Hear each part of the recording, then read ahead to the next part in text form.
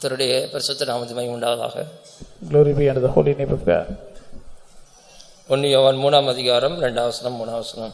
The book of 1 John chapter 3 verse 2 and 3. பிரியமானவர்களே, இப்பொழுது தேவனுடைய பிள்ளைகளாய் இருக்கிறோம், இனி எவ்விதமாய் இருப்போம் என்று இன்னும் வெளிப்படவில்லை.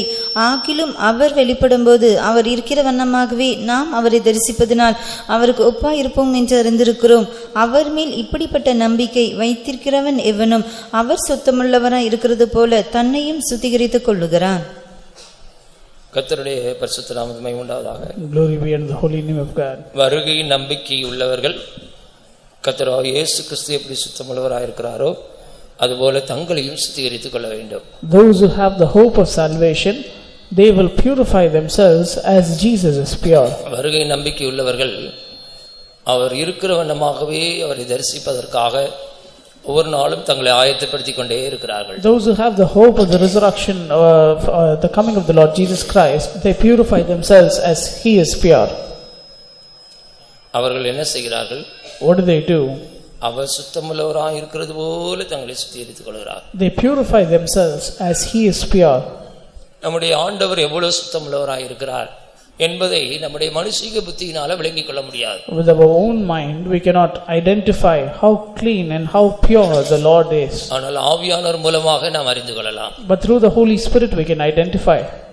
ஏனென்றால் ஆவியானவர் தான் நம்மை பரிசுத்தமாக்குறவர். Because it is the Holy Spirit who makes us holy. அவர் சுத்தமுள்ளவராய் இருக்கிறது போல என்று சொல்லும்போது, when you say as he is pure, நாமும் கூட சுத்திகரித்துக் கொள்ள வேண்டிய சில காரியங்கள் உண்டு. சுத்தமாக இருக்கும்படியாக வேதம் சொல்லுகிற காரியங்களையும் நம்முடைய ஜீவிதத்தில் அனுபவமாக்க வேண்டும். There are certain things that we also have to purify and we have to cleanse certain things in our life. பைபிள்ல என்னென்ன காரியங்கள் சுத்தமாய் காத்துக்கொள்ள வேண்டும் என்று சொல்லப்பட்டிருக்கிறதோ அந்த காரியங்களை நாம் சுத்தமாய் வைத்துக் கொள்ள வேண்டும். Whatsoever things are mentioned that we have to maintain in purity in the word of God, we have to maintain them in all purity. என்னென்ன காரியங்கள் சுத்தமாய் இருக்க வேண்டும் என்று வேதம் சொல்கிறது என்பதை பார்த்து கொண்டு வருகிறோம். So far we are seeing what are the things that we need to maintain in a holy fashion. நம்முடைய பாளையம் சுத்தமா இருக்க வேண்டும். Our camp. இரண்டாவது நம்முடைய கைகள் சுத்தமா இருக்க வேண்டும். Our hands. இப்பொழுது நாம் மூன்றாவது பார்க்க போற காரியம் வஸ்திரம் சுத்தமா இருக்க வேண்டும். Thirdly, we are going to see that our vesture should be clean. நம்முடைய வஸ்திரங்கள் சுத்தமான வஸ்திரமா இருக்க வேண்டும். Our vesture should be clean vestures. வெளிப்படுத்தின விசேஷம் The book of Revelation 19 அதிகாரம் chapter 19 8வது வசனம் verse 8. சுத்தமும் பிரகாசமுமான மெல்லிய வஸ்திரம் தரித்துக் கொள்ளும்படி அவளுக்கு அளிக்கப்பட்டது. அந்த மெல்லிய வஸ்திரம் பரிசுத்தவான்களுடைய நீதிகளே. சுத்தமும் பிரகாசமான மெல்லிய வஸ்திரம், clean and pure garments. அப்ப நம்முடைய வஸ்திரம் கூட சுத்தமான வஸ்திரமாக இருக்க வேண்டும். It should be clean and white. பரலோகத்தில் போய் நாம் பெற்றுக்கொண்டு அணிந்து கொள்ள போற வஸ்திரம் சுத்தமான வஸ்திரம், மெல்லிய வஸ்திரம். The linen or the dress that we are going to be arrayed with in heaven is going to be clean and white. பூமியில் ஜீவிக்கும் போது கூட இந்த வஸ்திரத்தை சுத்தமாக காத்துக்கொள்ள வேண்டும். Even while we live in this world, we have to maintain this vesture or this இந்த வஸ்திரம் என்பதற்கு ஒரு ஆவிக்குரிய அர்த்தம் சொல்கிறேன். I'll give you the spiritual meaning for the vesture. வஸ்திரம் என்பது நம்முடைய சுபாவத்தை காண்பிக்கிறது. It shows our character. அதனால தான் 1 பேதுருவின் புத்தகம் 5:5 படிக்கும்போது, which is why when we read in the book of 1 Peter chapter 5 verse 5, மனத்தாழ்மை அணிந்து கொள்ளுங்கள் என்று சொல்லியிருக்கிறது. put on the humility. அந்தப்படி இளைஞரை மூப்பருக்கு கீழ்ப்படியுங்கள், நீங்கள் எல்லாரும் ஒருவருக்கொருவர் கீழ்ப்படிந்து மனத்தாழ்மையை அணிந்து கொள்ளுங்கள். மனத்தாழ்மையை அணிந்து கொள்ளுங்கள். Be clothed with humility. ஒருவருக்கொருவர் கீழ்ப்படிந்து மனத்தாழ்மையை அணிந்து கொள்ளுங்கள். You have to be subject one to another and be clothed with humility. இங்கிலீஷ்ல பாருங்க, be clothed with humility. You have to be clothed with humility. அது ஒரு cloth. மனத்தாழ்மை என்பது ஒரு வஸ்திரம். Humility is a vesture. அந்த வஸ்திரத்தை அணிந்து கொள்ள வேண்டும். You have to put on this cloth. நம்முடைய ஜீவிதத்தில கூட even in our life, ஒவ்வொரு சுபாவங்களையும் ஒரு வஸ்திரமாக அணிந்து கொள்ள வேண்டும். Every character should be a vesture or a cloth. எப்படிப்பட்ட வஸ்திரங்கள் நம்ம அணிய கூடாது? What sort of vesture we should not wear? எப்படிப்பட்ட வஸ்திரங்களை நாம் போடக்கூடாது? What sort of vesture should we avoid? எப்படிப்பட்ட வஸ்திரங்கள் சுத்தமான வஸ்திரங்கள் அல்ல? What sort of vestures are not clean? தேவனுடைய பார்வைக்கு சுத்தமில்லாத வஸ்திரங்கள் என்று சொல்லப்படுவது என்ன? What are the clothes that are not clean in the sight of God? அதை குறித்து நான் சில காரியங்கள் சொல்கிறேன். I will give you certain things about that. நம்முடைய வஸ்திரங்கள் எப்படிப்பட்ட வஸ்திரங்களா இருக்க கூடாது? What sort of clothes should we not wear? நம்முடைய வஸ்திரங்கள் எப்படிப்பட்ட வஸ்திரங்களாய் இருக்க கூடாது என்று வேதம் சொல்லுகிறது என்பதை பார்க்க போகிறோம். In the light of the word of God, we need to see what sort of clothes we should avoid wearing. நமக்கு முதலாவது கிழிந்த வஸ்திரம் இருக்க கூடாது. First of all, we should not have torn garments. கிழிந்த வஸ்திரம். Torn garments. இரண்டாவது சிறைச்சாலை வஸ்திரம் என்று சொல்லப்பட்டிருக்கிறது. Secondly, prison garments. அது நமக்கு இருக்க கூடாது. We should not have that. மூன்றாவது பொட்டரித்து போன வஸ்திரம். Thirdly, cloths that are moth-eaten. நான்காவது சாபமான வஸ்திரம். Fourthly, cloths that are accursed. ஐந்தாவது அழுக்கு வஸ்திரம். Fifthly, unclean garments. ஆறாவது பழைய வஸ்திரம். And sixthly, old garments. ஏழாவது ஆட்டு மயிரும் சணலும் கலந்த வஸ்திரம்.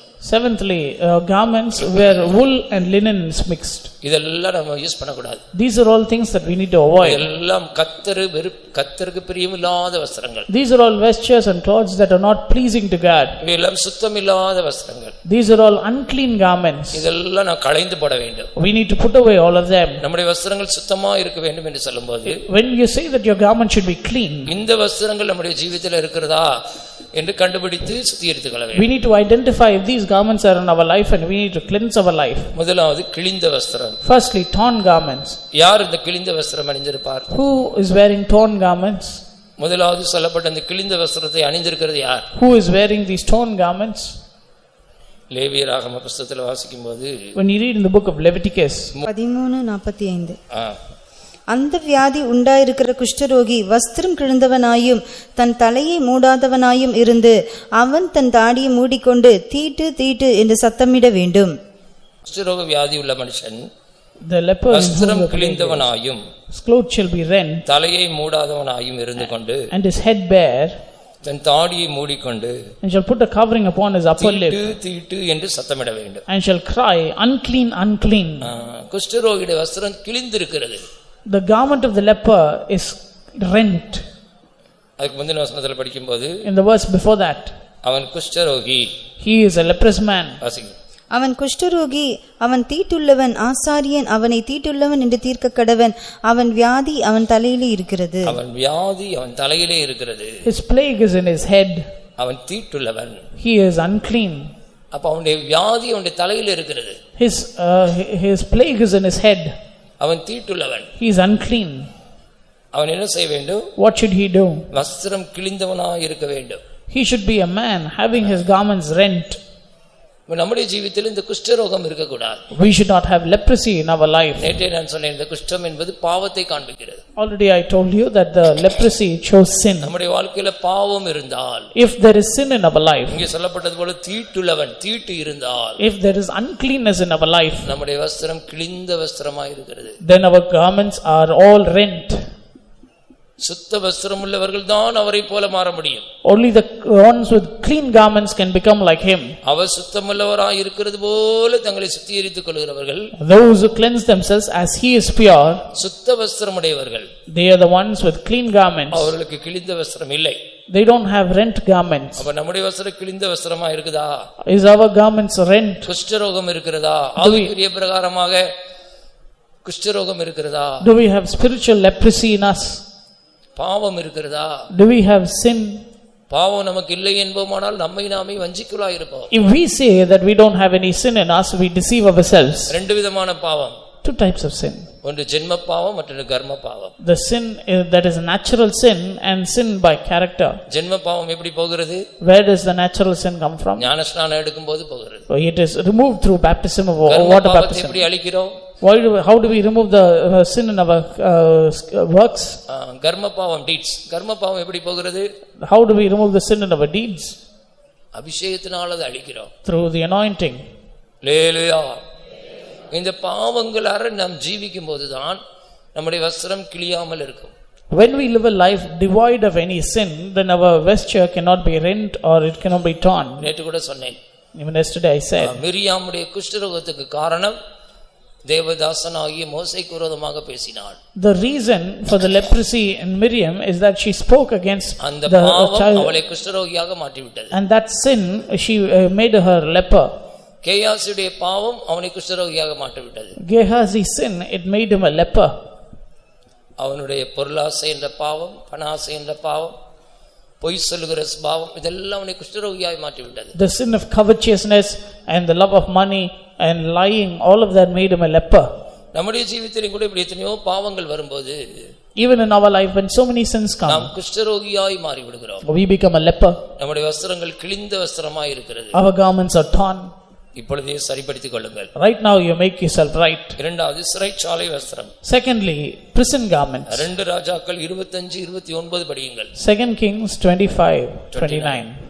அவனுடைய சிறைச்சாலை வஸ்திரங்களை மாற்றினான். அவன் உயிரோடு இருந்த சகல நாளும் நித்தம் தனக்கு முன்பாக போஜனம் பண்ணும்படி செய்தான். சிறைச்சாலை வஸ்திரங்களை மாற்றினான். He took away his prison garments from off of him. சிறைச்சாலை வஸ்திரம் இருக்க கூடாது. In our life we should not have prison garments. எந்த சிறையிருப்பிலையும் நாம் இருக்க கூடாது. We should not be brought under any bondage. ஜெயில்ல இருக்கிறவங்களுக்கு பார்த்திருக்கீங்களா? Have you seen the people in the ஒரு prison? பிரத்யேகமான வஸ்திரம் கொடுப்பார்கள். They will be given a special garment. Jail கைதியில பார்த்திருக்கீங்களா? Have you seen the jail inmates? அவங்களுக்குன்னு சொல்லப்பட்ட ஒரு வஸ்திரம் இருக்குது. They will be given a particular garment for them. அணிந்து கொள்வார்கள். They have to wear only that. எல்லாரும் ஒரே யூனிஃபார்மா இருக்கும். Everyone else will have the same. Everyone will have the same uniform. அந்த வஸ்திரம் நமக்கு இருக்க கூடாது. We don't need that kind of a uniform. நம்மை பல விதங்கள்ல சிறைச்சாலையில கொண்டு போய் சாத்தான் வைத்து விடுகிறான். Satan in many ways he takes us to prison. பைபிள்ல பலவிதமான சிறையிருப்புகளை குறித்து சொல்லி இருக்கிறது. There are many types of imprisonments mentioned in the word of God. ஒன்று பாவம் ஒரு சிறையிருப்பு. First of all, sin is an imprisonment. ரோமருக்கு எழுதின நிருபத்திலே வாசிக்கும்போது, when we read in the book of Romans, பாவம் என்னை சிறையாக்கி கொள்கிறது என்று பரிசுத்த பவுல் சொல்கிறார். St. Paul says that sin hath taken me captive. 7:23. Chapter 7 verse 23. ஆகிலும் என் மனதின் பிரமாணத்துக்கு விரோதமாய் போராடுகிற வேறொரு பிரமாணத்தை என் அவயங்களில் இருக்க காண்கிறேன். அது என் அவயங்களில் உண்டாயிருக்கிற பாவ பிரமாணத்துக்கு என்னை சிறையாக்கி கொள்ளுகிறது. என்னை சிறையாக்கி கொள்ளுகிறது.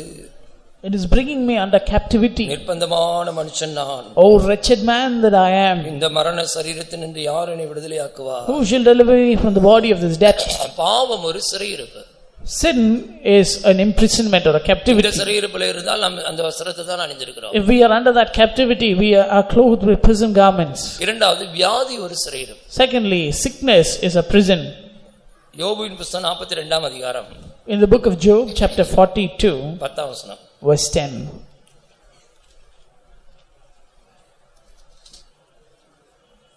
யோபு தன் சிநேகிதருக்காக வேண்டுதல் செய்தபோது கர்த்தர் அவன் சிறையிருப்பை மாற்றினார். இது என்ன சிறையிருப்பு? What is this captivity? வியாதி என்ற சிறையிருப்பு. It is the captivity of sickness. யோபு பல மாதங்கள் வியாதியா இருந்தார். For many months together Job was sick. சரித்திர வல்லுநர்கள் சொன்னாங்க கிட்டத்தட்ட 6 மாசம் வியாதியா இருந்தானா. Historians record that around 6 months he was tormented of the 6 sickness. மாதம் ஒரு சிறையிருப்புக்குள்ள இருந்தார். 6 months he was under a particular captivity. But the Lord turned his captivity. Hallelujah. நீ சிறையிருப்புக்குள்ள இருக்க வரைக்கும், சிறையிருப்புல இருக்க வரைக்கும், as long as you are in captivity, சிறைச்சாலை வஸ்திரத்தை தான் நாம் அணிந்து கொண்டிருக்கிறோம். we have to wear this prison garments. பாவத்தின் சிறையிருப்புக்குள்ள இருக்கிறோமா? Are we under the imprisonment of sin? வியாதி என்ற சிறையிருப்புக்குள்ள இருக்கிறோமா? Are we under the captivity of disease? பிசாசு கூட ஒரு சிறையிருப்புக்குள்ள கொண்டு வைக்கிறார். Even Satan, he takes us into an imprisonment. Mark எழுதின சுவிசேஷத்தில் வாசிக்கும்போது, in the book of Mark, லேகியோன் பிசாசு பிடித்த ஒரு மனிதனை பார்க்கும்போது, there you see a man who is possessed of legion. அவனை பிசாசு சிறையிருப்புக்குள்ள கொண்டு வைத்திருந்தான். We see that Satan had brought him under captivity. அவன் எங்க குடியிருக்கிறான்? Where does he abide? கல்லறைகளில தான் குடியிருக்கிறான். He will dwell among the sepulchres. Mark எழுதின சுவிசேஷம் 5ஆம் அதிகாரம் 3ஆம் வசனத்தில் படிங்க. அவனுடைய குடியிருப்பு கல்லறைகளில் இருந்தது. அவனை சங்கிலிகளினாலும் கட்ட ஒருவனாலும் கூடாதிருந்தது. அவன் அநேக தரம் விலங்குகளினாலும் சங்கிலிகளினாலும் கட்டப்பட்டிருந்தும் சங்கிலிகளை முறித்து விலங்குகளை தகர்த்து போடுவான். அவனை அடக்க ஒருவனாலும் கூடாதிருந்தது. யார் இந்த சிறையிருப்புக்குள்ள வைத்தது? Who had brought him under that captivity? பிசாசு. It was Satan. பயங்கரமான சிறையிருப்புக்குள்ள கொண்டு வைத்து விட்டது. It had brought him under a severe captivity. அவனை தேடி வந்தார். But Jesus came seeking after him. கல்லறைகளிலே இருந்து மலைகளிலே இருந்து கூக்குலிட்டு கல்லுகளினால தன்னை காயப்படுத்திக் கொண்டே இருப்பானா. He used to dwell among the tombs and take stones and cut himself. அவன் இயேசுவை தூரத்திலே கண்டான். He saw Jesus afar off. ஓடி வந்து அவரை பணிந்து கொண்டான். He ran and worshipped him. இயேசு பாருங்க அவன் இருக்கிறதான அந்த பகுதியை நோக்கி வருகிறார். Jesus is coming near the place where he was living. நம்ம ஆண்டவரை தேடி போறது ஒரு பகுதி. There is one part where we see God. நம்ம இருக்க இடத்தை தேடி ஆண்டவர் வரது இன்னொரு பகுதி. But another part where God comes seeking ஒரு after மனிதனை us. தேடி ஆண்டவர் போகிறார் பாருங்க. Seeking after one man, Jesus is going that way. பிசாசு பிடிச்ச அந்த ஒரு மனிதனை தேடி ஆண்டவர் போகிறார். That one man who was devil possessed was met by Jesus. அநேக பிசாசு அவனுக்குள்ள இருந்தது. There were many multitudes of Satan inside him. லேகியோன். That is why it is called legion. லேகியோன் பிசாசு பிடித்திருந்தவன். He was filled with spirits. அவனுக்கு ஆண்டவர் பரிதபித்து மனதுருகி அவனை விடுதலை ஆக்குவதற்காக அவன் இருந்த ஏரியாக்கு போறார். And having mercy on him, Jesus went to the place where he was. ஒரு தனிப்பட்ட மனிதனுக்காக எவ்வளவு கவலைப்படுறார் பாருங்க. See how much of care he has for one single person. ஒரு தனிப்பட்ட மனிதன் ஒரு பிசாசின் பிடியில் இருக்கிறான். அவனை தேடி அவனை விடுதலையாக்குவதற்காக அவன் ஏரியாவுக்கு தேடி போகிறார். He has a care, a dedication for a single man, and for that reason he is going to the place where he is. அது எதை காண்பிக்கிறது? What does that show? நாம் சிறையிருப்புக்குள் இருப்பதை தேவன் விரும்புவதில்லை. The Lord does not desire for us to be in captivity. சிறையிருப்பிலிருந்து நம்மை வெளியே கொண்டு வரத்தான் விரும்புகிறார். And he wants to bring us out of this captivity. சிறைச்சாலை வஸ்திரத்தை அணிந்து கொள்வது அவருக்கு விருப்பமல்ல. It is not his desire that you should be clothed with prison garments. பாவம் என்ற சிறையிருப்பிலிருந்து வெளியே வா. You come out of the imprisonment of sin. வியாதி என்ற சிறையிருப்பிலிருந்து வெளியே வா. You come out of the imprisonment of sickness. பிசாசின் பிடி என்ற சிறையிருப்பிலிருந்து வெளியே வா. You come out of the imprisonment of the bondage of Satan. 18 வருஷம் கூனியா இருந்தவனை இயேசு சுகமாக்கும்போது when a woman who was bound for 18 years, சாத்தான் இவளை 18 வருஷம் கட்டி வைத்திருந்தான். Jesus says that she was bound of Satan for 18 years. எத்தனை வருஷம் அவர் பெரிய சாத்தானுடைய சிறையிருப்பில் இருந்திருக்கிறார்? For how many years was she under the bondage of Satan? லூக்கா எழுதின சுவிசேஷம் 13ஆம் அதிகாரம் 11ஆம் வசனம். Luke 13:16. இதோ சாத்தான் 18 வருஷமாய் கட்டியிருந்த ஆபிரகாமின் குமாரத்தியாக இவளை ஓய்வு நாளில் இந்த கட்டிலிருந்து அவிழ்த்துவிட வேண்டியதில்லையா என்றார். எத்தனை வருஷம் சிறையிருப்புக்குள்ள வச்சிருக்கான் சாத்தான்? For how many years was Satan having her bound? 18 வருஷம். 18 years. 11ஆம் வசனம் படிக்கும்போது அப்பொழுது 18 வருஷமாய் பலவீனப்படுத்தும் ஆவியை கொண்ட ஒரு ஸ்திரீ அங்கே இருந்தால் அவள் எவ்வளவும் நிமிரக்கூடாத கூனியா இருந்தாள். பலவீனப்படுத்தும் ஆவி, A spirit of infirmity. எவ்வளவு நிமிரக்கூடாத கூனியா இருக்கிறார். So that she was bowed down, not able to lift up herself. அந்த சிறையிருப்பு எத்தனை வருஷம்? How many years was the imprisonment? 18 நீண்ட வருடங்கள். 18 long years. பாருங்கள், பிசாசு இப்படிதான் சிறையிருப்புக்குள்ள கொண்டு வைத்து விடுகிறான். This is how Satan takes you into captivity.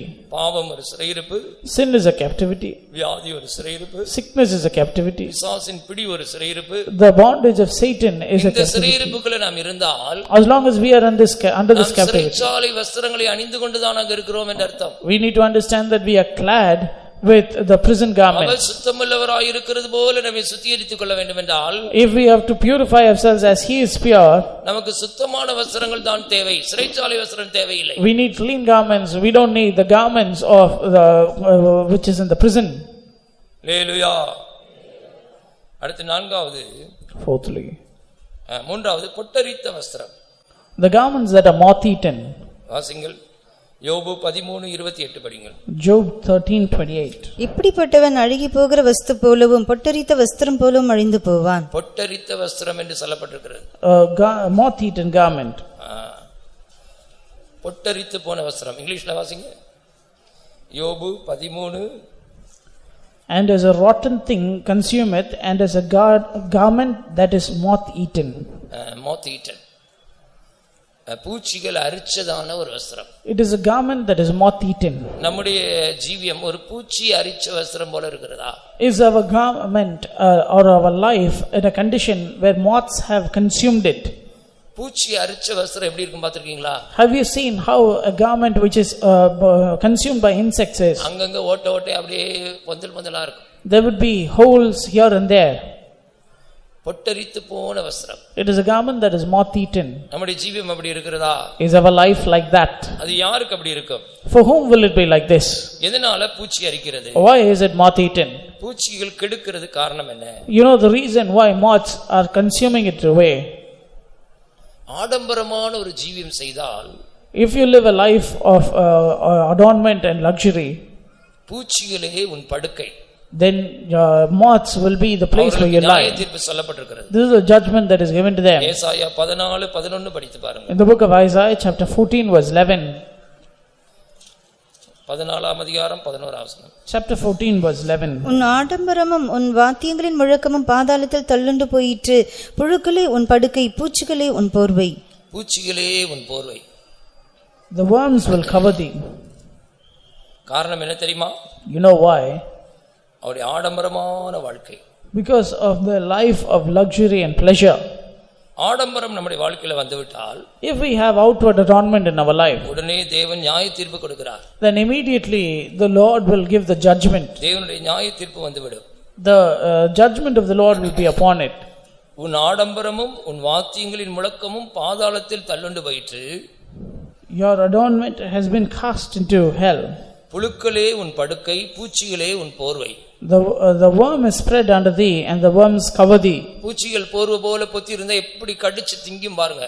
See how the worms would bite if they were like a covering. ஆடம்பரமான ஒரு ஜீவியம் செய்கிறோமா? Are we living a life that is full of pomp and glory? சுகபோகமான உல்லாசமான விலையுயர்ந்த வஸ்திரம் தரித்துக் கொண்டு ஜீவிக்கிறோமா? Are we living a luxurious life, a life at ease, பூச்சிகள் wearing போர்வை costly போல நம்மை garments? போத்திக் கொண்டு நம்மை கடித்து நம்ம வஸ்திரத்தை பொட்டரித்த வஸ்திரம் போல நம்ம ஜீவியத்தை மாற்றுகிறது. All of this is making our life to be moth-eaten and be clothed with worms. அதனாலதான் பைபிள்ல போயிட்டு இருக்கு, விலையுயர்ந்த வஸ்திரம் கூட தரிக்க கூடாதாம். Which is why in the word of God is mentioned that you should not even wear costly garments.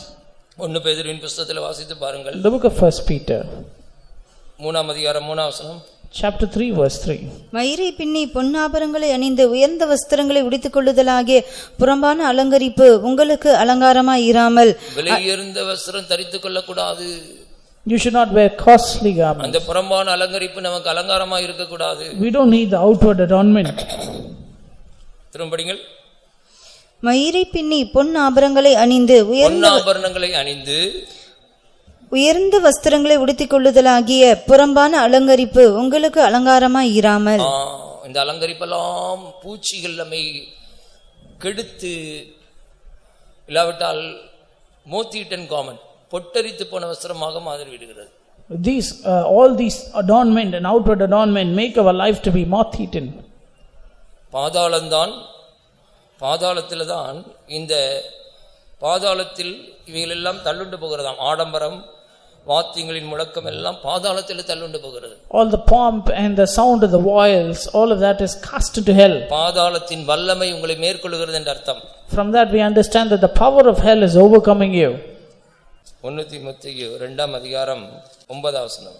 ஸ்திரீகளும் மயிரை பின்னுதலினாலாவது பொன்னினாலாவது முத்துக்களினாலாவது விலையேற பெற்ற வஸ்திரத்தினாலாவது தங்களை அலங்கரியாமல். பொன்னினாலாவது முத்துக்களினாலாவது விலையேறப்பட்ட வஸ்திரத்தினாலாவது தங்களை அலங்கரிக்க கூடாது.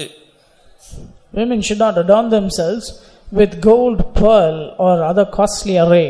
இப்படி ஆடம்பரமான வஸ்திரங்களை தரித்து அலங்கரித்துக் கொண்டால், if you have these costly garments, பாதாளம் தன்னுடைய வாயை மட்டில்லாமல் ஆவென்று திறந்து விழுங்கும்படி காத்திருக்கிறது. then hell has opened its mouth without measure in order to swallow you up. நீங்க பைபிள் அதுக்கு உதாரணமா ஒரு ஆளை சொல்கிறேன். I can give you an example in the word of God. லூக்கா எழுதின சுவிசேஷத்தில் வாசித்து பாருங்கள். In the book of Luke, ஒரு ஐஸ்வரியவானை குறித்து சொல்லப்பட்டிருக்கிறது. there is mention about a rich man. அவன் இந்த பூமியில ஜீவிக்கும் போது விலையுயர்ந்த வஸ்திரம் தரித்திருந்தான். While he was in this world, he was having costly garments. 16:19. ஐஸ்வர்யமுள்ள ஒரு மனுஷன் இருந்தான். அவன் ரதாபரமும் விலையேற பெற்ற வஸ்திரமும் தரித்து அனுதினமும் சம்பிரமமாய் வாழ்ந்து கொண்டிருந்தான். பாத்தீங்களா? ரதாம்பர வஸ்திரம். He was clothed in purple விலையேற பெற்ற வஸ்திரம் and fine array, அனுதினமும் சம்பிரமமாய் வாழ்ந்து கொண்டிருந்தான். and fared sumptuously every day. செத்தவனே எங்க போறான் பாருங்க. But as soon as he is dead, where is he going? 23ஆம் வசனம். Verse 23. பாதாளத்திலே அவன் வேதனைப்படுகிற போது நேரா பாதாளத்துக்கு தான் ticket. He has a direct ticket to hell.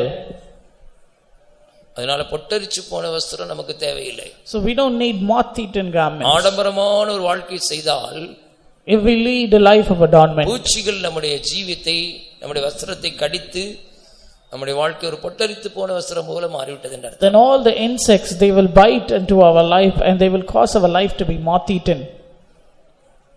அடுத்தபடியாக Next, ஏசாயா 66:24 படிக்கும்போது, Isaiah 66:24. ஆண்டவருக்கு விரோதமாக பாதகம் செய்கிறவர்கள். Those who do things against God. அவர்கள் வெளியே போய் எனக்கு விரோதமாய் பாதகம் செய்த மனுஷருடைய பிரேதங்களை பார்ப்பார்கள். அவர்களுடைய பூச்சி சாகாமலும் அவர்களுடைய அக்கினி அவியாமலும் இருக்கும். அவர்களுடைய பூச்சி சாகாமல் இருக்கிறது. Their worms shall not die. அவருடைய பூச்சி சாகாமல் இருக்குன்னா என்ன அர்த்தம்? What is the meaning of the worms shall not die? பூச்சிகள் அரித்து கெடுத்து வஸ்திரத்தை நாசமாக்குறது. All those worms, they will just eat away at the garment and waste it. காரணம் அவர்கள் எனக்கு விரோதமாய் பாதகம் செய்தவர்கள். Because they have sinned against me. அவர்கள் வெளியே போய் எனக்கு விரோதமாய் பாதகம் செய்தவரினால். Because they have gone out and did things against me. பாத்தீங்களா? பாதகம்ன்றதுக்கு இங்கிலீஷ்ல டிரான்ஸ்கிரஷன், மீறுதல் செய்கிறவர்கள். The transgression, these are the people who do transgression against God. அப்ப தெரியும், ஆனா தெரிஞ்சு நம்ம தப்பு பண்றது. They know that something is a mistake, but they still do it. அவருடைய பூச்சி சாவதில்லை. And the worms shall not die. அந்த பூச்சி அரிச்சு சாப்பிடுது. These worms, it will just bite away. ஆண்டவருக்கு விரோதமாக பாதகம் செய்தால், if you commit sin against God, நம்முடைய வாழ்க்கை ஒரு பூச்சியினால் அரிக்கப்பட்ட ஒரு வஸ்திரம் போல இருக்கிறது. then our life will be like a moth-eaten garment. ஆடம்பரமான சுகபோகமான ஒரு உல்லாசமான வாழ்க்கை வாழ்ந்தால், if you lead a life of luxury and pleasure, பூச்சியினால் அரிக்கப்பட்ட ஒரு வஸ்திரம் போல நம்முடைய ஜீவன் காணப்படுகிறது. then our life will be like a moth-eaten garment. இன்னும் சொல்லுகிறேன் ஒரு காரியம். Again, I'd like to mention another thing. மத்தேயு 6:19 படிக்கும்போது, Matthew 6:19, பூமியிலே பொக்கிஷங்களை சேர்த்து வைக்க வேண்டாம். you should not gather riches for yourself in earth, பூச்சியும் துருவும் அதை கெடுக்கும். because the moth will waste it away. பூமியிலே உங்களுக்கு பொக்கிஷங்களை சேர்த்து வைக்க வேண்டாம். இங்கே பூச்சியும் துருவும் அவைகளை கெடுக்கும். இங்கே திருடரும் கண்ணமிட்டு திருடுவார்கள். பூமியிலே பொக்கிஷங்களை சேர்த்து வைக்கிறவருடைய வாழ்க்கை பூச்சியினால் கெடுக்கப்பட்ட ஒரு ஜீவியம் போல. Those who lay up treasures for themselves upon the earth, the moth and the rust will corrupt it.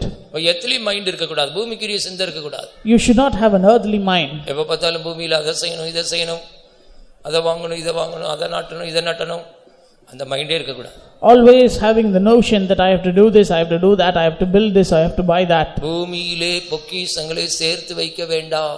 Do not gather treasures for yourself in the earth, பூச்சியும் துருவும் அதை கெடுக்கும். where the worm and the rust will spoil it. அப்ப பூச்சி கெடுத்து விடுதுன்னா என்ன அர்த்தம்? So what is the meaning of the worm wasting it? பொக்கிஷங்களை சேர்த்து வச்சிருக்கனால பூச்சி கெடுத்துருச்சு. Because they have gathered treasure, the worms have wasted it. பூச்சியினால் அரிக்கப்பட்ட பொட்டரிக்கப்பட்ட வஸ்திரம் போல உடைய வாழ்க்கை இருக்கிறது.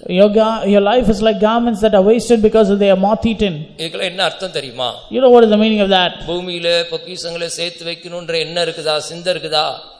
அப்படி சேர்த்து வைக்கிறீங்களா? Do you have the notion that you have to gather riches for yourself in this world? Do you do that? ஜீவியம் பொட்டரித்து போன வஸ்திரம் போல இருக்கிறது. Then your life is like a moth-eaten garment. ஆடம்பரமா சுகபோகமா விலையுயர்ந்த வஸ்திரம் தரித்து அனுதினமும் சம்பிரமமா ஜீவிக்கணும்னு நினைக்கிறீங்களா?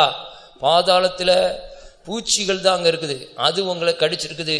உங்களுடைய வாழ்க்கை பொட்டரித்து போன வஸ்திரம் போல இருக்கிறது. Do you want to live a life full of adornment, full of pleasure, full of luxury?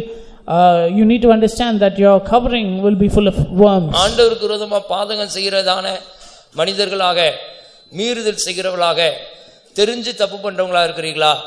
உங்களுடைய வாழ்க்கையில பூச்சி சாகவில்லை, உங்களுடைய வாழ்க்கை பொட்டரித்து போன வஸ்திரம் போல இருக்கிறது. Are you a person who is transgressing against God, willfully committing a sin against God? Then you need to understand that your garments are moth-eaten. அடுத்து நான்காவது சாபம் நிறைந்த வஸ்திரம். Fourthly, the garment full of curse. 109 சங்கீதம் 19 வசனம். 109 சங்கீதம் 19 வசனம். Psalm 109 verse 19. துன்மார்க்கனுடைய வஸ்திரம் சாபமான வஸ்திரம். அது அவன் மூடிக்கொள்ளுகிற வஸ்திரமாகவும் நித்தம் கட்டிக்கொள்ளுகிற கச்சையாகவும் இருப்பதாக. சாபத்தை அவன் தனக்கு அங்கியாக உடுத்திக்கொண்டான். அது அவன் உள்ளத்தில் தண்ணீரை போலவும் அவன் எலும்புகளில் எண்ணெயை போலவும் பாயும். சாபத்தை விரும்பினான், அது அவனுக்கு வரும். அவன் ஆசீர்வாதத்தை விரும்பாமற் போனான், அது அவனுக்கு தூரமாய் விலகிப்போம். சாபத்தை அவன் விரும்பினான், he loved cursing. சாபத்தை தனக்கு அங்கியாக உடுத்திக்கொண்டான், and he clothed himself with cursing. சாபம் அவன் மூடிக்கொள்ளுகிற வஸ்திரமாக இருக்கும். And curse was like the garment which covereth him. ஏன் காரணம் என்ன? Why? அவனுடைய துன்மார்க்கமான ஜீவியம். Because of his wicked life. 109 சங்கீதம் 2 வசனம் படிக்கும்போது Psalm 109 verse 2. அவன் துன்மார்க்கன் என்று சொல்லப்பட்டிருக்கிறது. It is mentioned that he is a wicked man. துன்மார்க்கனுடைய வாயும் கபட்டு வாயும் எனக்கு விரோதமாய் திறந்திருக்கிறது. கள்ள நாவினால் என்னோட பேசுகிறார்கள். துன்மார்க்கனுடைய வாய் கபட்டு வாய் எனக்கு விரோதமாய் திறந்திருக்கிறது. The mouth of the wicked and the mouth of the deceitful are opened against me. கள்ள நாவினால் என்னோட பேசுகிறார்கள். And they have spoken against me with lying tongue. பகையுண்டாக்கும் வார்த்தைகளால் என்னை சூழ்ந்து கொள்கிறார்கள். They compass me about also with words of hatred. முகாந்திரம் இல்லாமல் என்னோட போர் செய்கிறார்கள். And fought against me without a cause. என் சிநேகத்துக்கு பதிலாக என்னை விரோதிக்கிறார்கள். For my love they were my adversaries. நன்மைக்கு பதிலாக எனக்கு தீமை செய்கிறார்கள். They have rewarded evil for good. என் சிநேகத்துக்கு பதிலாக என்னை பகைக்கிறார்கள். They have hatred for my love. அவர்கள் தயை செய்ய நினைக்கிறதில்லை. They do not want to help me. அந்த துன்மார்க்கன் தயை செய்ய நினையாமல் சிறுவையும் எளிமையுமானவனை துன்பப்படுத்துகிறார். Instead of helping he is 16 வசனம். அவன் தயை செய்ய நினையாமல் because he remembered not to show mercy, சிறுமையும் எளிமையுமானவனை துன்பப்படுத்துகிறான். but persecuted the poor and needy man, மனம் முறிவுள்ளவனை கொலை செய்யும்படி தேடினானே, that he might even slay the broken in heart. இதான் அவனுடைய சுபாவங்கள். These are his natures. நன்மைக்கு பதிலா தீமை செய்யற சுபாவம். A nature of retaliating evil for good. நீங்க நன்மை தான் செய்றீங்க, You are doing good, ஆனா அவங்க தீமை செய்றாங்களா? but are they returning evil for that? அவர்கள் துன்மார்க்கர்கள். They are wicked men. தாவீது நன்மை செய்றான், ஆனா அவங்களும் தீமை செய்றாங்க. David is doing the good thing, but they are returning evil for that. நீங்க சிநேகிக்கிறீங்க, ஆனா அவங்க உங்களை பகைக்கிறாங்க. You are loving them, but they are hating you. பகையுண்டாக்கும் வார்த்தைகளால் உங்களை சூழ்ந்து கொள்கிறார்கள். With words of hatred they consume you. முகாந்திரம் இல்லாமல் நம்மோடு போர் செய்கிறார்கள். Without reason they fight against you. இப்படிப்பட்ட துன்மார்க்கருடைய வாழ்க்கையில சாபம் தான் வஸ்திரமாக இருக்கிறது. In the life of such wicked men, or the vesture or clothing is சாபத்தை curses. அவன் தனக்கு அங்கியாக உடுத்திக் கொண்டான். They clothe themselves with cursing. அந்த சாபம் அவன் மூடிக்கொள்கிற வஸ்திரமாக இருக்குமாம். And it will be like the vesture with which they clothe themselves. சாபமான வஸ்திரம் நம்முடைய வாழ்க்கையில் இருக்கிறதா? Do we have accursed garments in our life? துன்மார்க்கமான ஒரு வாழ்க்கை செய்து கொண்டிருக்கிறோமா? Are we living a life that is wicked? உங்களுடைய வாய் கபட்டு வாயா இருக்கிறதா? Is your mouth a mouth full of deceit? கள்ள நாவினால் பேசுகிறீர்களா? Are you speaking with lying tongue? பகையுண்டாக்கும் வார்த்தைகளை பேசுகிறீர்களா? Are you speaking words full of hatred? முகாந்திரம் இல்லாமல் தேவ மனிதருக்கு விரோதமாய் போர் செய்கிறீர்களா? Are you fighting against the man of God without a cause? உங்களை சிநேகிக்கிறவர்களை நீங்கள் விரோதிக்கிறீர்களா? Are you hating those who love you? உங்களுக்கு நன்மை செய்கிறவர்களுக்கு தீமை செய்கிறீர்களா? Are you returning evil to those who do good? உங்களை சிநேகிக்கிறவர்களுக்கு சிநேகிகளை பகைக்கிறீர்களா? Are you hating those who love you? சிறுமையும் எளிமையுமானவனை துன்பப்படுத்துகிறீர்களா? Are you persecuting the poor and needy man? மனம் முறிவுள்ளவர்களை கொலை செய்யும்படி தேடுகிறீர்களா? Do you even slay the broken in heart? இவர்கள் எல்லாரும் சாபத்தை வஸ்திரமாக அணிந்திருக்கிறார்கள். All of these people are clothed with cursing. இந்த சாபத்தின் வஸ்திரம் நமக்கு வேண்டாம். We don't need the vesture of curse. தேவஜனங்கள் மனம் திரும்ப வேண்டும். The child of God should repent. அடுத்து 5வது, Fifthly, அழுக்கு வஸ்திரம். filthy garments. சகரியா 3:3 படிக்கும்போது Zechariah chapter 3 verse 3. அழுக்கு வஸ்திரம் நம்முடைய வாழ்க்கையில இருக்க கூடாது. We should not have filthy garments in our life. யோசுவாவெனில் அழுக்கு வஸ்திரம் தரித்தவனாய் தூதனுக்கு முன்பாக நின்றிருந்தான். அழுக்கு வஸ்திரம் தரித்தவனாய் தூதனுக்கு முன்பாக நின்றிருந்தான். With filthy garments Joshua was standing before the angel of அதனால God. என்ன நடந்தது? What happened? சாத்தான் வலது பக்கத்துல விரோதம் செய்ய வந்து நிற்கிறான். Satan is standing at his right hand in order to resist him. அழுக்கு பக்கத்துல இருந்துச்சுன்னா பக்கத்துல சாத்தான் வந்துருவான். If you have the filthiness near you, then Satan will come there. அழுக்கு வஸ்திரம் இருந்தால் If you have filthy garments, உடனே சாத்தான் பக்கத்துல வந்துருவான். immediately Satan will come near you. சும்மா வந்து நிக்க மாட்டான். He will not come alone. நமக்கு விரோதம் செய்யும்படியாக வந்து நிற்கிறான். He will come to resist us. அப்படி நம்ம ஜீவிதத்தில் அழுக்கு வராமல் காத்துக்கொள்ள வேண்டும். So we should preserve our life so that there is no uncleanness in it. சர்த சபையை குறித்து படிக்கும்போது When you read about the church of Sardis Sardis, சபையில சிலர் தங்களுடைய வஸ்திரங்களை கூட அழுக்குப்படாமல் காத்துக்கொண்டார்கள். in the church of Sardis, some people maintain the garments without becoming filthy. வெளிப்படுத்தின விசேஷம் 2ஆம் அதிகாரம் 3ஆம் அதிகாரம் 4ஆம் வசனம். 3ஆம் அதிகாரம் 4ஆம் வசனம். Revelation 3:4. ஆனாலும் தங்கள் வஸ்திரங்களை அசுசிப்படுத்தாத சில பேர் சர்தையிலும் உனக்குண்டு. அவர்கள் பாத்திரவான்கள் ஆனபடியால் வெண் வஸ்திரம் தரித்து என்னோடு கூட நடப்பார்கள். வஸ்திரங்களை அசுசிப்படுத்தாதவர்கள், They have not வஸ்திரங்களை defiled the அழுக்கு garments. இல்லாதவர்கள், They have no defilement in their garment. அழுக்கு அசுசி இல்லாமல் ஜீவிக்க வேண்டும். Without any filthiness, without any spot or யார் wrinkle. தங்களுடைய வஸ்திரங்களை அசுசிப்படுத்தாம இருக்கிறாங்களோ Those who do not make their அவர்கள் garments வெண் filthy, வஸ்திரம் தரித்து என்னோடு கூட நடப்பார்கள். they will be white clad and they will walk with me. ஹல்லேலூயா. வஸ்திரங்கள் அசுசி வராமல் காத்துக்கொள்ள வேண்டும். We should maintain our garments without any filthiness. 2 கொரிந்தியர் 7:1 பரிசுத்த பவுல் என்ன சொல்கிறார்? 2 Corinthians 7:1. மாம்சத்திலும் ஆவியிலும் உண்டான எல்லா அசூசி நீங்க நம்மை சுத்திகரித்துக் கொண்டு பரிசுத்தமாலே தேவபயத்தோடே பூர்ணப்படுத்த கடவோம். Let us cleanse ourselves from all filthiness of the flesh and spirit, perfecting holiness in the fear of God. 2 கொரிந்தியர் 7:1 படிங்கள். இப்படிப்பட்ட வாக்குத்தத்தங்கள் நமக்கு உண்டாயிருக்கிறபடியினால் பிரியமானவர்களே, மாம்சத்திலும் ஆவியிலும் உண்டான எல்லா அசுசியும் நீங்க நம்மை சுத்திகரித்துக் கொண்டு பரிசுத்தமாகுதலை தேவபயத்தோட பூரணப்படுத்த கடவோம். மாம்சத்திலும் ஆவியிலும் உண்டான எல்லா அசுசியும் நீங்க நம்மை சுத்திகரித்துக் கொண்டு பரிசுத்தமாலே தேவபயத்தோட பூர்ணப்படுத்த கடவோம். Perfecting holiness in the fear of God. ஆவி ஆத்மா சரீரத்துல அசுசிப்படாமல் ஜீவிக்கிற ஒரு வாழ்க்கை, maintaining holiness without any filthiness in the spirit, soul and body. நம்முடைய வஸ்திரம் அழுக்காய் விடக்கூடாது. We should not allow our garments to be filthy. இந்த அழுக்கு வஸ்திரத்துக்கு இன்னொரு அர்த்தம் சொல்கிறேன். I give you another meaning for the filthy garment. ஏசாயா தீர்க்கதரிசி 64:6 படிக்கும்போது The book of Isaiah chapter 64. நம்முடைய சுயநீதிகள் எல்லாம் அழுக்கான கந்தையாக இருக்கிறது. All of our self righteousness is filthy rags. சுயநீதிகள் self righteousness. 64:6. நாங்கள் அனைவரும் தீட்டானவர்கள் போல இருக்கிறோம், எங்களுடைய நீதிகள் எல்லாம் அழுக்கான கந்தை போல இருக்கிறது. எங்களுடைய நீதிகள் எல்லாம் அழுக்கான கந்தைகள் போல இருக்கிறது.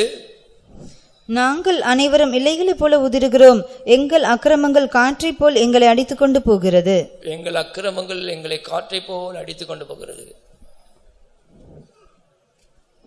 நாங்கள் எல்லாரும் தீட்டானவர்கள் போல இருக்கிறோம். We are all like with unclean things. எங்களுடைய நீதிகள் எல்லாம் அழுக்கான கந்தைகள். And all of our righteousness are as filthy rags. Tamil பாட்டு புக்ல கூட இப்படி ஒரு பாட்டு இருக்கு. Even in the Tamil. எந்த நீதி சொன்னால் அருவருப்பே, என்னுடைய நீதி வெளியே சொன்ன அருவருப்பு. If I talk about my self righteousness, it is an abomination. நம்முடைய நீதிகள் எல்லாம் நம்ம வெளியில சொன்னா அது அருவருப்பு தான். If we talk about our own righteousness, it is filthiness. நம்முடைய சுயநீதி கிரியையின்படி கர்த்தர் நம்மை ரட்சிக்கவில்லை. The Lord did not save us by our self righteous works, அவருடைய மிகுந்த இரக்கத்தின்படி நம்மை ரட்சிச்சிருக்கிறார். but out of his immense mercy and grace he நம்முடைய has saved நீதிகள் us. எல்லாம் நம்ம நம்ப கூடாது. Which is why we should not trust in our self righteousness. நீதிகளை நம்பி ஜீவிச்சா நம்முடைய வஸ்திரம் வந்து அழுக்கு வஸ்திரமா இருக்கிறது. If we trust in our self righteousness, then all our garments are all filthy garments. அந்த பரிசேயன் போய் ஜெபம் பண்ணும்போது என்ன சொல்றான் பாருங்க. When the Pharisee went to pray, you know what he said? நான் வாரத்துல 2 தடவை உபவாசம் எடுக்கிறேன். I fast twice a week. சம்பாத்தியத்தெல்லாம் தசமபாகம் கொடுக்கிறேன். Of all that I earn, I give the tithe. இந்த ஆயக்காரனை போல பிறர் பொருளுக்கு நான் ஆசைப்படுறது இல்ல. I am not like this publican desiring the things belonging to others. நான் இந்த விபச்சாரக்கார பாரி இல்ல. I am not like a fornicator. நான் அநியாயக்காரர் போல இல்ல. I am not like an unjust man. பரிகாரர் போல இல்ல. Neither do I take bribes. உலகத்துல மற்ற மனுஷரை போல இல்ல. Nor as other men in the world. இதெல்லாம் உன்னுடைய நீதிகள்.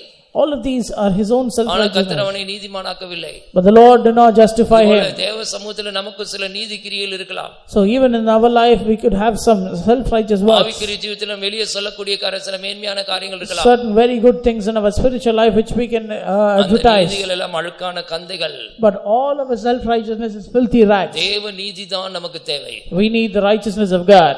தேவனால் வருகிற நீதி. The righteousness through God. தேவனால் நீதிமானாக்கப்பட்டவர்கள். Being justified through God. அப்படிப்பட்டவர்கள் தான் சுத்திகரித்துக் கொள்ள முடியும். Only those people can cleanse themselves. இந்த அழுக்கு வஸ்திரம் தேவையில்லை. We don't need the filthy garments. சுயநீதியாய் அழுக்கு வஸ்திரம் வேண்டாம். All the filthy garments of self righteousness. மாம்சத்தால் கரைப்பட்டதான அந்த அழுக்கு வஸ்திரம் வேண்டாம். The garments that are spotted by the flesh. பைபிள்ல போட்டிருக்க அந்த வஸ்திரத்தை வெறுத்து தள்ளுங்கள் சொல்லியிருக்கு. In the word of God is mentioned that you have to abhor and detest that garment. யூதாவின் புத்தகத்துல வாசித்து பாருங்க. In the book of Jude. யூதா 23 வசனம். Jude 23. மாம்சத்தால் கரைப்பட்டிருக்கிற வஸ்திரத்தையும் வெறுத்து தள்ளுங்கள். மாம்சத்தால் கரைப்பட்டிருக்கிற அந்த அசுத்தமான வஸ்திரத்தை வெறுத்து தள்ளுங்கள். Hating even the garments spotted by the flesh. மாம்சத்தால் கரைப்பட்ட வஸ்திரத்தை தள்ளுங்க, வெறுத்து தள்ளுங்க. You hate the garment that is spotted by the flesh. அந்த அழுக்கு மாம்ச அழுக்கு வேண்டாம். You don't need the spot of the flesh. அந்த மாம்ச அழுக்கு வேண்டாம். You don't need the sin of the flesh. You don't need self righteousness. இந்த மாம்ச அழுக்கு, இந்த சுயநீதி ஆகிய அழுக்கெல்லாம் களைந்து போடுங்கள். All the filthiness of the flesh, you put it away from your life. உங்களுடைய வஸ்திரங்களை நீங்கள் மாற்றிக் கொள்ளுங்கள். You change your garments. ஹல்லேலூயா. அடுத்து பழைய வஸ்திரம். Old garments. மத்தேயு 9:10. Matthew chapter 9 verse 10. பின்பு அவர் வீட்டிலே போஜனம் பந்திருக்கையில் அநேக ஆயக்காரரும் பாவிகளும் வந்து 9:16. ஒருவனும் கோடித்துண்டை பழைய வஸ்திரத்தோடு இணைக்க மாட்டான். இணைத்தால் அதனோடு இணைந்த துண்டு வஸ்திரத்தை அதிகமாய் கிழிக்கும், பீறலும் அதிகமாகும். பழைய வஸ்திரத்தை கோடித்துண்டோடு அவன் சேர்க்க மாட்டான். No man putteth a piece of new cloth with an old garment. அதுபோல நம்முடைய ஜீவிதத்தில் பழைய வஸ்திரத்தை களைந்து போட வேண்டும். We should put away the old garment in our life. பழைய வஸ்திரம் நம்முடைய ஜீவிதத்தில் இருந்தால், if we have old garment in our life, நாம் இன்னும் பழைய மனுஷனாகவே இருக்கிறோம். then we are still old men. பழைய வஸ்திரமும் கோடித்துண்டு சேர்த்துட்டா என்ன நடக்கும்? If you join the new garment and the வஸ்திரத்தை old, அதிகமாக கிழிக்கும், பீறலும் அதிகமாகும். it will rend the garment even more. நம்முடைய வாழ்க்கை, பழைய வாழ்க்கையை களைந்து போட்டு புது வாழ்க்கையை நாம் துவங்க வேண்டும். We need to put off the old and put on the new. பழைய மனுஷனுடைய செய்கைகளை களைந்து போடுங்கள். We need to put off the works of the old man. கொலோசியர் 3ஆம் அதிகாரத்தில் வாசிக்கிறோம், பழைய மனுஷனையும் அவன் செய்கைகளையும் களைந்து போடுங்கள். Colossians chapter 9 we read that we should put off the old man. 3ஆம் அதிகாரம் 8ஆம் வசனம் 9ஆம் வசனம். Chapter 3 verse 8 and 9. இப்பொழுதோ கோபமும் மூர்க்கமும் பொறாமையும் உங்கள் வாயில் பிறக்கலாகாத தூஷணமும் வம்பு வார்த்தைகளும் ஆகிய இவைகளை எல்லாம் விட்டுவிடுங்கள். ஒருவருக்கொருவர் பொய் சொல்லாதிருங்கள். பழைய மனுஷனையும் அவன் செய்கைகளையும் களைந்து போட்டு. நான் ஏற்கனவே சொன்னேன், இந்த வஸ்திரம் என்பது சுபாவத்தை காண்பிக்கிறது. I already told you that this garment it shows your பழைய character. மனுஷனுடைய சுபாவங்களை குறித்து சொல்லிருக்கு பாருங்க. Look at the character of the old man. முற்காலத்திலே, In the times past. 7ஆம் வசனத்தில் சொல்லிருக்கு, முற்காலத்திலே. In which time? அவன் முற்காலத்தில ரட்சிக்கப்படாத நாட்கள்ல, In the times when you were not saved, பழைய மனுஷனாக ஜீவித்த போது when you lived as an old man, இருந்த சுபாவங்கள் என்ன? what are the natures that you had? கோபம், Anger, மூர்க்கம், wrath, பொறாமை, malice, வாயில் பிறக்கலாகாத blasphemy, தூஷணம், blasphemy, வம்பு வார்த்தை, and filthy communication out of your mouth, ஒருவருக்கொருவர் பொய் சொல்லுதல். and lying one to another. இதெல்லாம் சொல்லிட்டு தான் சொல்றாரு, பழைய மனுஷரையும் அவன் செய்கைகளையும் களைந்து போடுங்கள். Saying all this, he says you have to put off the old man with the character and பழைய nature thereof. மனுஷனுடைய அவனுடைய செய்கைகளையும் களைந்து போடும்போது பழைய வஸ்திரம் உங்களுக்கு விட்டு போயிடுது. If you put off the old man, the old garments are removed from you. இன்னொரு அர்த்தம் சொல்கிறார் எபேசியர்ல பரிசுத்த Pavul. And St. Paul says, மோசம் போக்கும் இச்சைகளாலே கெட்டு போகிற பழைய மனுஷனை களைந்து போட்டு. you put off the old man who is wasting his life because of old character. எபேசியர் 4:22 படிங்கள். Ephesians 4:22. அந்தபடி முந்தின நடக்கைக்குரிய மோசம் போக்கும் இச்சைகளாலே கெட்டு போகிற பழைய மனுஷனை நீங்கள் களைந்து போட்டு. முந்தின நடக்கைக்குரிய மோசம் போக்கும் இச்சைகளாலே கெட்டு போகிற பழைய மனுஷன் அவனை களைந்து போடுங்கள். Put off concerning the former conversation the old man which is corrupt according to the deceitful lust. Former conversation, ஒரு காலத்துல நீங்க என்னென்னலாம் இச்சிக்கிறீங்களோ அந்த மோசம்போக்கு இச்சைகளுக்கு ஒப்பு கொடுத்து அப்படியே நிறைவேற்றினீங்க. In the days past, whatever you desired, you fulfilled all of them in the flesh. அவன் உங்களை கெட்டு போக வைத்து விட்டான். And he caused you to be corrupted. கெட்டு போகிற அந்த பழைய மனுஷனை களைந்து போடுங்கள். You have to put off the old man. இந்த பழைய வஸ்திரத்தை நீங்க தரிச்சிட்டு இருந்தீங்கன்னா, if you still put on the old man, உங்களுக்கு புதிய வஸ்திரத்தை ஆண்டவர் தர மாட்டார். then the Lord will not give you a new creation, new man in the new year. புதிய வஸ்திரத்தை தர மாட்டார். He will not give you a new man, new year. New garment. உங்களுக்கு பழைய வஸ்திரம் போனா தான் புது வஸ்திரத்தை தருவார். Only when the old garment is removed, the Lord will give you a new garment.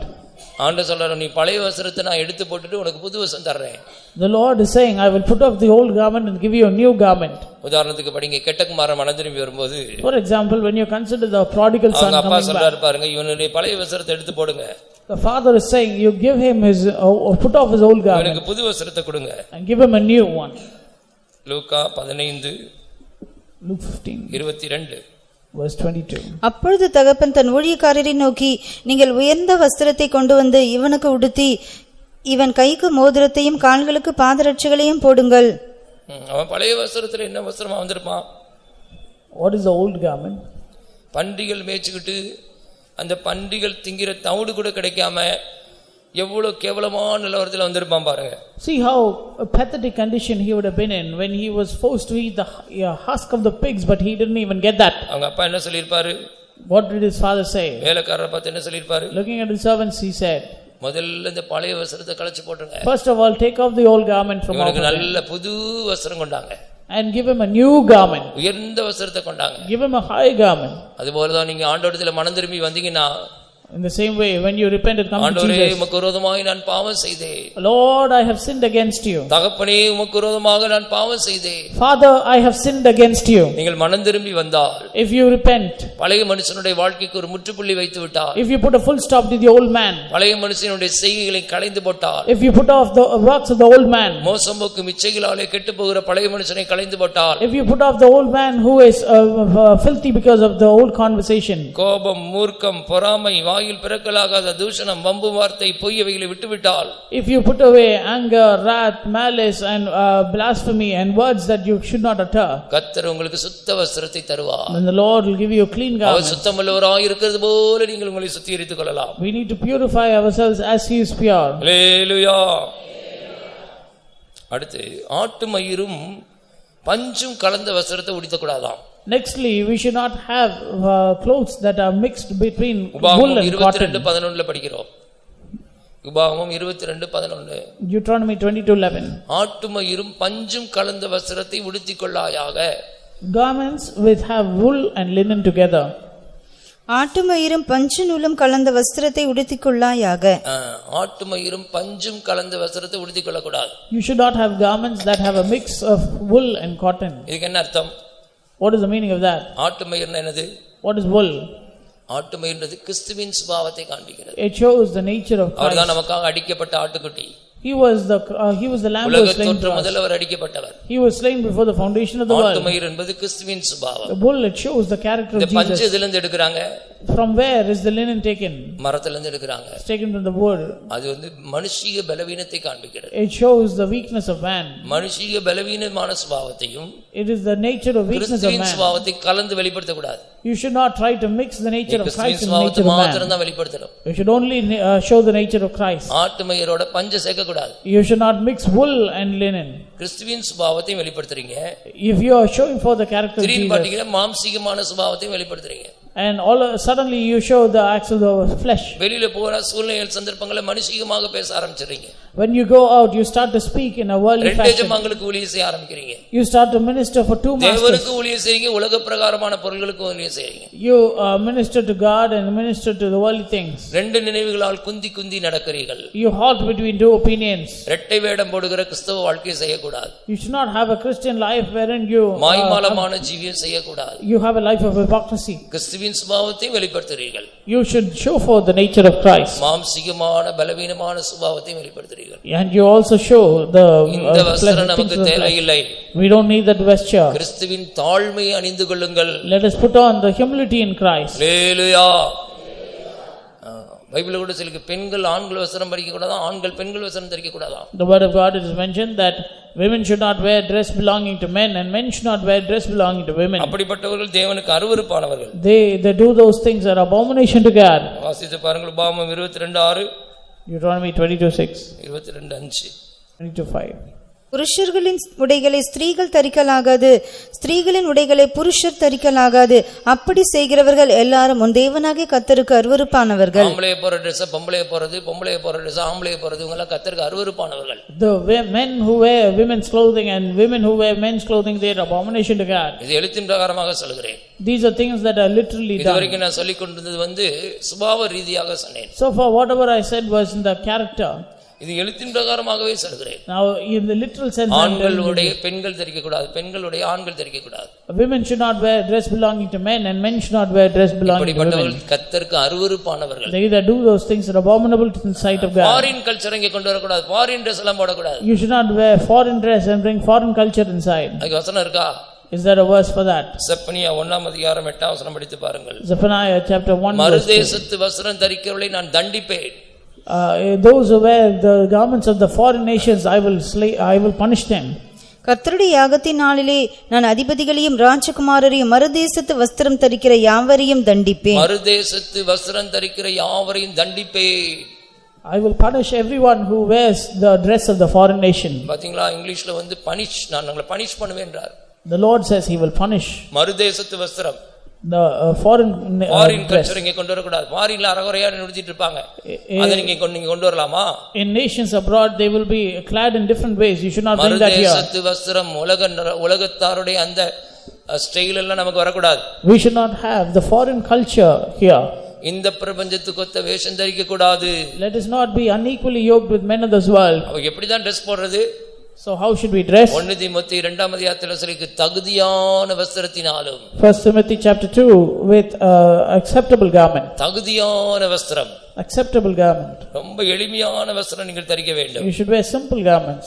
1 தீமோத்தேயு 2ஆம் அதிகாரம் 10 வசனம். தகுதியான வஸ்திரத்தினாலும் ஞானத்தினாலும் தெளிந்த புத்தியினாலும் தகுதியான வஸ்திரத்தினாலும் with modest apparel. நம்முடைய வஸ்திரம் தகுதியா இருக்க வேண்டும். Our apparel should be புறம்பான modest. அலங்கரிப்பு நமக்கு இருக்க கூடாது. We don't need outward adornment. அந்த ஆடம்பரமான வஸ்திரம் தரித்திருந்தால் If we have this adornment outside, ஒட்டரித்து போன வஸ்திரம் போல நம்முடைய ஜீவியம் இருக்கிறது. it will be like a vesture that is moth eaten. தேவ சமூகத்தில் ஆராய்ந்து பாருங்கள். Let us examine ourselves in the presence of God. யாக்கோபு தன்னுடைய வீட்டாரை பார்த்து சொல்கிறான், Jacob, looking at his household, உங்கள் வஸ்திரங்களை மாற்றுங்கள், says, change your garments, உங்களை சுத்தம் பண்ணிக்கொள்ளுங்கள். cleanse yourselves. ஆதியாகம புத்தகத்தில் வாசித்து பாருங்கள். The book of Genesis. உங்களுடைய வஸ்திரங்களை நீங்கள் மாற்றுங்கள், You change your garments உங்களுடைய ஜீவியத்தை சுத்திகரித்துக் கொள்ளுங்கள், and sanctify your life. அப்பொழுதுதான் சத்துரு உங்களை தொடமாட்டான். Then the enemy cannot touch you. அப்பொழுதுதான் சத்துரு உங்களை தொடமாட்டான். Then the enemy cannot touch you. ஆதியாகம புத்தகம் Genesis வாசிங்கள் 35:4. 35:4. அப்பொழுது அவர்கள் தங்கள் கையில் இருந்த எல்லா அந்நிய தெய்வங்களையும் தங்கள் காதணிகளையும் யாக்கோபிடத்தில் கொடுத்தார்கள். அப்பொழுது யாக்கோபு தன் வீட்டாரையும் தன்னோடு கூட இருந்த மற்ற அனைவரையும் நோக்கி, உங்களிடத்தில் இருக்கிற அந்நிய தெய்வங்களை விலக்கி போட்டு உங்களை சுத்தம் பண்ணிக்கொண்டு உங்கள் வஸ்திரங்களை மாற்றுங்கள். உங்களை சுத்தம் பண்ணிக்கொள்ளுங்கள். Change your garments and cleanse yourself. உங்களிடத்தில் இருக்கிற அந்நிய தெய்வங்களை விலக்கி போடுங்கள். Remove all the strange gods from among you. நாம் எழுந்து பெத்தேலுக்கு போவோம். Let us go to Bethel. அங்கே கர்த்தர் என் விண்ணப்பத்துக்கு பதில் கொடுத்தார். And the Lord had answered my prayer there. அங்கே நான் ஒரு பலிபீடத்தை உண்டாக்குவேன். I will create an altar there. ஹalleluya. நாம் கூட யாக்கோபை போல தீர்மானம் பண்ணுங்கள். We should also take a decision like Jacob. அந்நிய தெய்வங்களை விலக்கி போடுங்கள். Let us put away the strange gods. உங்களை சுத்தம் பண்ணிக்கொள்ளுங்கள். Let us cleanse ourselves. உங்களுடைய வஸ்திரங்களை மாற்றுங்கள். Let us change our garments. ஒரு சுத்தமான வஸ்திரத்தை நாம் பெற்றுக்கொள்வோம். Let us receive a clean garment. அவர் சுத்தமுள்ளவராய் இருக்கிறது போல தன்னை சுத்திகரித்துக் கொள்கிறவன், He that purifies himself as he is pure, ஒரு சுத்தமான வஸ்திரத்தை தனித்துக் கொண்டவனாய் காணப்பட வேண்டும். He will be a man having been clad with pure clothes. பரலோகத்தில் போய் நாம் இருக்கும்போது, when we are in heaven, அங்கே சுத்தமும் பிரகாசமான மெல்லிய வஸ்திரம் தான் நமக்கு கொடுக்கப்படும். there we will be given linen which is white and clean. அந்த சுத்த வஸ்திரத்தை அணிந்து கொள்ள வேண்டும் என்றால், if we have to have that white garment, பூமியில் இருக்கும்போது இப்படிப்பட்ட தவறான வஸ்திரங்கள், சுத்தமில்லாத வஸ்திரங்களை நாம் களைந்து போட வேண்டும். we need to put away all the evil garments and the wicked garments and the குஷ்டரோகி அணிந்து கொள்ளுகிற கிழிந்த வஸ்திரம் வேண்டாம். we should not have torn garments that is சிறைச்சாலை கைதி அணிந்திருக்கிற சிறைச்சாலை வஸ்திரம் வேண்டாம். we don't need prison garments. ஐஸ்வரியவான்கள், ஆடம்பர பிரியர்கள், கர்த்தருக்கு விரோதமாய் பாதகம் செய்கிறவர்கள், பூமியிலே பொக்கிஷங்களை சேர்த்து வைக்கிறவர்கள், அவர்கள் அணிந்திருக்கிற பொட்டரித்த வஸ்திரம் வேண்டாம். we don't need the garments of the rich which are moth eaten. துன்மார்க்கன் அணிந்திருக்கிற சாபமான வஸ்திரம் வேண்டாம். we don't need the garments that are accursed. அழுக்குப்பட்ட, மாம்சத்தால் கரைப்பட்ட, சுயநீதி என்ற அழுக்கு நிறைந்த வஸ்திரம் வேண்டாம். we don't need the garments which are full of self righteousness. கோபம், மூர்க்கம், பொறாமை, வாயில் பிறக்கலாகாத தூஷணம், வம்பு வார்த்தை, பொய், மோசம் போக்கும் இச்சைகள், இதனால் கெட்டு போகிற பழைய மனுஷன், அந்த செய்கைகளை உடைய அந்த பழைய வஸ்திரம் வேண்டாம். we don't need the garments that are full of anger, wrath and malice and all evil corruption and evil words. ஆட்டுமயிரும் சணலும் கலந்த வஸ்திரம். கிறிஸ்துவின் சுபாவத்தை வெளிப்படுத்துகிறேன், மாம்சீக சுபாவத்தை வெளிப்படுத்துகிறேன். இரட்டை வேடம் போடுகிற மாய்மால ஜீவியம் வேண்டாம். we don't need a hypocritical life wherein we reveal the nature of Christ and reveal the nature of this world. எழுத்தின் பிரகாரமாக சொல்லால், in literal sense, மறுதேசத்து வஸ்திரம் தரிக்க வேண்டாம். we don't need the foreign culture. விலையேற வஸ்திரம் தரிக்க வேண்டாம். we don't need costly apparel. ஆண்கள் பெண்கள் உடைகளை தரிக்க வேண்டாம். men should not wear women's clothes. பெண்கள் ஆண்களுடைய தரிக்க வேண்டாம். women should not wear men's clothes. சாந்த மனத்தாழ்மையுள்ள இயேசுவை போல தகுதியான வஸ்திரத்தை தரித்துக் கொள்ளுங்கள். let us wear modest apparel just like Jesus. புறம்பான பகுதியிலும் சரி, உள்ளான பகுதியிலும் சரி, both outward and inward. நம்முடைய வஸ்திரங்கள் சுத்தமாய் காத்துக்கொள்ளப்பட வேண்டும். let our garments be maintained in holiness. வஸ்திரங்களை அசுசிப்படுத்தாத சில பேர் உண்டு. There are some who have not defiled the garment, வஸ்திரம் தரித்து அவரோடு கூட நடப்பார்கள். and they will be white clad and walk with Jesus. சுத்தமுள்ளவராய் இருக்கிற போல தங்களை சுத்திகரித்துக் கொள்கிறார்கள். They will cleanse themselves as he is pure. கடந்த காலத்தில் நம்முடைய வஸ்திரங்களை எல்லாம் நாம் தீட்டுப்படுத்தி இருந்திருக்கலாம். In the days past we would have, இன்னைக்கு மனம் திரும்புங்கள், கர்த்தர் நம்மை கழுவுகிறார். all the stains in our garment is நம்முடைய being வஸ்திரங்களை cleansed. கர்த்தர் சுத்திகரிக்கிறார். The Lord will cleanse our garment. வஸ்திரங்களை இயேசுவின் இரத்தம் தெளிக்கப்படுகிறது. On your garment the blood of Jesus being sprinkled. கண்களை மூடி முழங்கால் படிட்டு காத்திருங்கள். Let us all close our eyes, be on our knees and wait. வல்லமை நம்மை தொடுகிற நேரம், The time when the power of நம்முடைய God will touch வஸ்திரங்களில் us. ஆண்டவருடைய இரத்தம் தெளிக்கப்படுகிற நேரம், A time when the blood of Jesus is being sprinkled. இயேசுவின் இரத்தத்தை கர்த்தர் நம்முடைய வஸ்திரங்களை தெளிக்க போகிறார். The Lord is going to sprinkle the blood of Jesus on our garments. நம்முடைய வஸ்திரங்கள் சுத்தமாகும்போது When our garments become clean, நாம் அவர் சுத்தமுள்ளவராய் இருக்கிறது போல சுத்தமாக்கப்படுகிறோம். then we are purified just as he is pure. யாக்கோபு தன் வீட்டாரை பார்த்து சொன்னது போல கர்த்தர் சொல்கிறார், Looking at the household of Jacob, உங்களை சுத்தம் பண்ணிக் கொள்ளுங்கள், you cleanse yourself, உங்கள் வஸ்திரங்களை மாற்றுங்கள். change your garments. ஓ, நம்ம எல்லாம் நம்முடைய சுத்தம் பண்ணிக் கொள்ளுவோம். Let us all cleanse ourselves. நம்முடைய வஸ்திரங்களை மாற்றிக் கொள்ளுவோம். Let us change our garments. கர்த்தருக்கு பிரியமான ஒரு சுத்தமான வஸ்திரத்தை தரித்துக் கொள்ளுவோம். Let us put on clean garments that are pleasing to God. பரலோகத்தின் வஸ்திரம் சுத்தமான வஸ்திரம். The garment in heaven is a clean garment. பரலோகத்தின் வஸ்திரம் சுத்தமான வஸ்திரம். The garment in heaven is a clean garment. அந்த வஸ்திரம் தான் எனக்கு வேண்டும். I need that garment. ஆண்டவரே, நீ சுத்தமுள்ளவராய் இருக்கிறது போல நான் நீ சுத்திகரித்துக் கொள்ள விரும்புகிறேன். Lord, I sanctify myself as you are pure. என்னுடைய வஸ்திரம் சுத்தமாய் மாறட்டும். Let my garment become clean. வாய் திறந்து சொல்லிக்கொண்டே இருங்கள். Open your mouths and confess. சுயநீதி எனக்கு வேண்டாம். I don't need self-righteousness. ஆண்டவரே, மாம்சத்தினால் உண்டாகிற அழுக்கின் வஸ்திரம் வேண்டாம். Lord, I don't need the filthy garments created of the flesh. ஆடம்பர வஸ்திரம் எனக்கு வேண்டாம். I don't need adornment, outward adornment. பொட்டரித்து போன வஸ்திரம் எனக்கு வேண்டாம். I don't need moth-eaten garments. மினுக்கான வஸ்திரம் எனக்கு வேண்டாம். I don't need flashy garments. பழைய வஸ்திரம் எனக்கு வேண்டாம். I don't need the old garments. சாபமான வஸ்திரம் எனக்கு வேண்டாம். I don't need accursed garments. சிறைச்சாலை வஸ்திரம் எனக்கு வேண்டாம். I don't need prison garments. கிழிந்த வஸ்திரம் எனக்கு வேண்டாம். I don't need torn garments. ஆட்டுமயிரும் சணலும் கலந்த வஸ்திரம் எனக்கு, பஞ்சும் கலந்த வஸ்திரம் வேண்டாம். I don't need garments that are mixed with wool and linen. அசூசிப்பட்ட வஸ்திரம் எனக்கு வேண்டாம். I don't need filthy garments. வாய்த்தன் சொல்லிக்கொண்டே இருங்கள். Open your mouths and confess. கர்த்தர் உங்களுக்கு சுத்த வஸ்திரத்தை தரப்போகிறார். The Lord is going to give you clean அந்த garments. கெட்ட குமாரன் மனம் திரும்பி வந்தபோது As the prodigal son came back, அவனுடைய தகப்பன் நல்ல புதிய வஸ்திரத்தை கொடுத்தது போல, as the father gave him good இதோ garments. நான் மனம் திரும்பி வந்திருக்கிறோம். How many of us are நம்முடைய repenting பரம and coming தகப்பன் நம்மை back? காண்கிறார். How many of you are going to your பழைய heavenly வஸ்திரத்தை father? எடுத்து போடுகிறார். He is putting away the old ஒரு garment. புதிய சுத்த வஸ்திரத்தை கர்த்தர் நமக்கு தருகிறார். He is giving us new vesture which is clean and அந்த white. சுத்த வஸ்திரத்தை இந்த தகப்பனிடத்திலிருந்து கேட்டு பெற்றுக்கொள்ளுங்கள். Let us ask the Father and receive that clean garment.